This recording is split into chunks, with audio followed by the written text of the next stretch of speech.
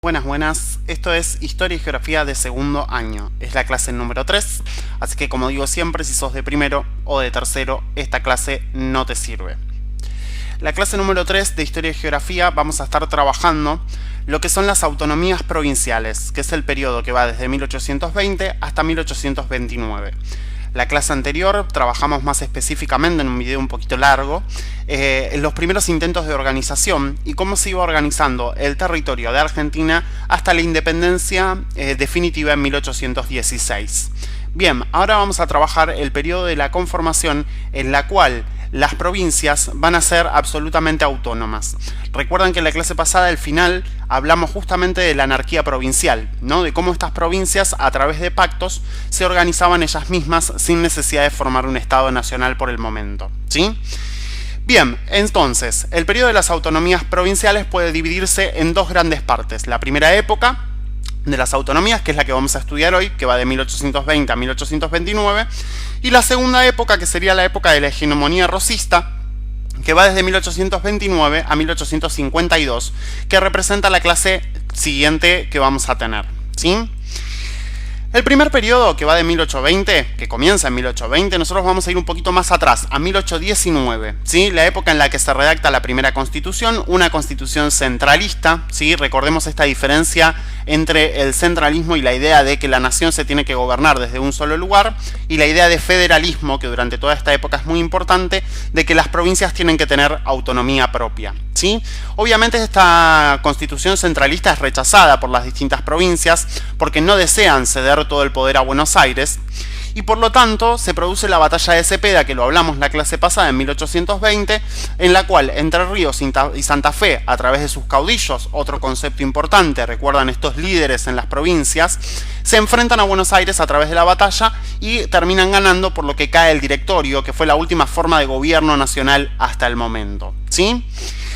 En este primer periodo, sin un poder central, las provincias asumen su propia autonomía, se gobiernan a sí mismos. Esto quiere decir que tienen autoridades propias, que tienen ejércitos propios y que tienen sus propias monedas, hasta inclusive en algunos casos hasta sus propias leyes, ¿sí? Al frente de cada provincia hay un caudillo, que como dijimos anteriormente son líderes, que pueden ser caudillos federales, es decir, que apoyan la idea de que las provincias tengan autonomía, o caudillos unitarios, aquellos que desean centralizar el poder en una sola provincia, generalmente en Buenos Aires. Vamos a ver entonces cuáles son las diferencias entre unitarios y federales. Los unitarios, por un lado, van a querer un solo centro de poder político, que generalmente tiene que ver con Buenos Aires, que concentra mucho poder y decide por sobre las demás provincias. Y además de eso, tienen la intención de que Buenos Aires se quede con los beneficios de la aduana, ¿sí? Es decir, con aquellos impuestos que cobran los productos que entran por la aduana de Buenos Aires, que le pertenezcan solo a la provincia, y no tener que repartirla con el resto de las provincias del interior.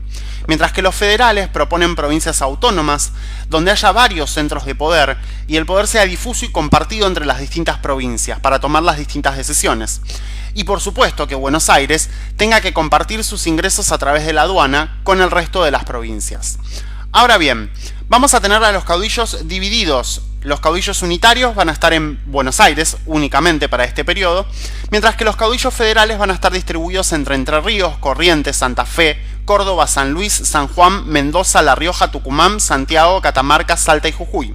Es decir, tenemos que tener en cuenta que para este periodo la mayoría de las provincias del interior son federales, mientras que la única unitaria es Buenos Aires.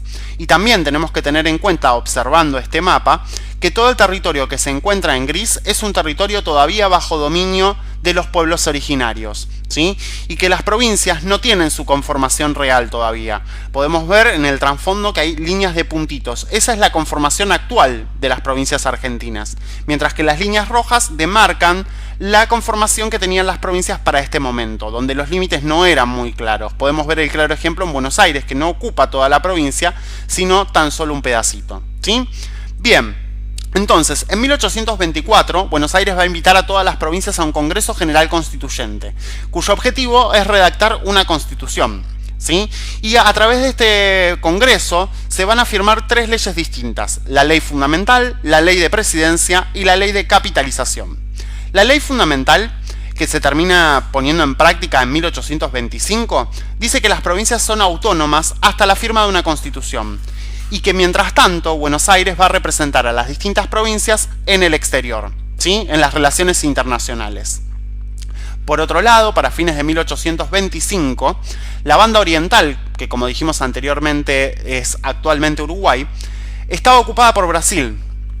Se va a reincorporar a las Provincias Unidas del Río de la Plata, es decir, a nuestro territorio. Pero Brasil no está de acuerdo con esto y por lo tanto declara la guerra. Por lo tanto, nuestro territorio, para poder afrontar una guerra, necesita de un gobierno nacional para representar a todas las provincias. Y es por eso que lo que va a pasar es que, frente a esta necesidad de crear un gobierno, en 1826 se pone en práctica la ley de presidencia, mediante la cual Bernardino Rivadavia se transforma en el primer presidente de la República. Y por supuesto, durante el mismo año también se desarrolla la ley de capitalización, que dice que Buenos Aires es la capital de la nación. Esto quiere decir que la aduana se vuelve nacional y que todos los ingresos que entran por la aduana son repartidos para todas las provincias, ¿sí? El Congreso dicta una constitución unitaria y las provincias se rebelan, volviendo a sus autonomías provinciales anteriores. La guerra con Brasil va a durar desde 1825 hasta 1828. Las principales causas tienen que ver con que Brasil quiere obtener la banda oriental, es decir, lo que hoy es Uruguay, por su acceso al Río de la Plata. Mientras que también las tierras de la banda oriental son tierras ricas para la agricultura y la ganadería, es decir, que pueden generar una riqueza. Argentina, por otro lado, quiere defender el litoral y extender su territorio hacia ese lugar, obteniendo el dominio exclusivo del Río de la Plata. Las consecuencias luego de la guerra van a ser que la banda oriental se va a independizar con el nombre de República Oriental del Uruguay.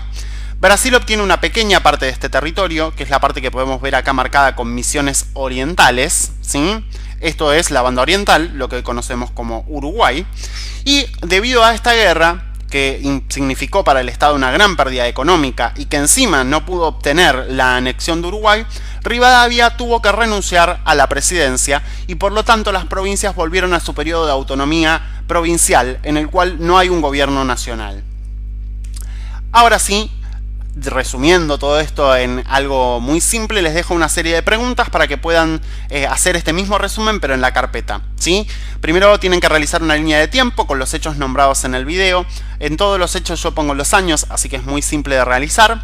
En la segunda pregunta les pregunto qué significan que las provincias tienen autonomía política. Bueno, lo explicamos muy claramente. Esto de que tienen ejércitos, etc. ¿Cuáles son las provincias federales y cuáles son las provincias unitarias? Eso está muy claro también dentro del video. ¿Qué modelo de gobierno proponen los federales y los unitarios? Eso lo van a poder ver en el cuadrito. ¿Cuáles son las tres leyes que surgen a partir del Congreso de 1824? Y ojo, no hay que solo nombrarlas, también hay que explicarlas. ¿Qué es un caudillo? ¿Cuáles son las causas y consecuencias de la guerra de Brasil? ¿Y cuáles te parecen las más importantes? Quiere decir, tenemos que anotar todas, pero tenemos que marcar cuáles pienso yo que son las más importantes, la causa más importante y la consecuencia más importante de esta guerra. Sin más, les mando un beso grande, grande, grande. Nos estaremos viendo en la próxima clase, que sería la clase número 4, donde vamos a empezar a trabajar el segundo periodo de las autonomías provinciales.